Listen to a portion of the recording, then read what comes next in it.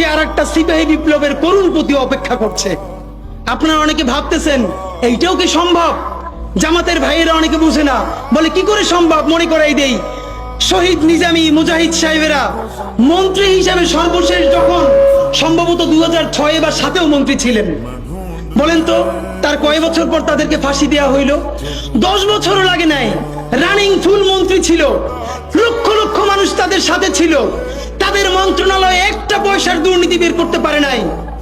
10 বছরের মধ্যে মন্ত্রিত্বের পর তাদেরকে ফাঁসি দেওয়া শুধু হয় নাই, তাদের সন্তানরা তাদের জানাজাটা পর্যন্ত পড়তে পারে নাই।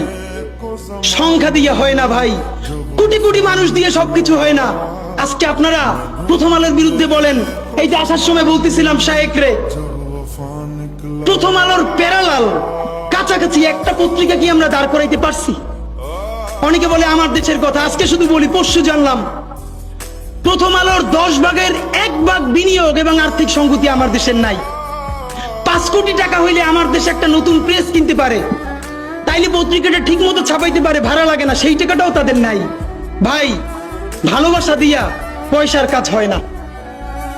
50,000 টাকা যে এই লোকটার স্যালারি, এই কাজ যদি 20,000 টাকা দিয়ে করাইতে চান, কোনদিন 50,000 টাকা রিপোর্ট এবং স্কিল আপনি পাবেন না। ওই 50,000 টাকাই লাগবে। মানুষ মাগনা কাটে 3 দিন, একজনকে দাওয়াত খাওয়ায় 2 দিন 3 দিন, তারপরে আর চলে না। আমাদের আর্থিক যোগ্যতা অর্জন করতে হবে। আমাদের অনেকগুলো প্রতিষ্ঠান লাগবে, একটা প্রতিষ্ঠান না। আমাদের ভাইদের সমস্যা কি জানেন? সে আজকে যদি হাটাজারি মাদ্রাসা দিয়ে কেউ একটা পত্রিকা বার করে,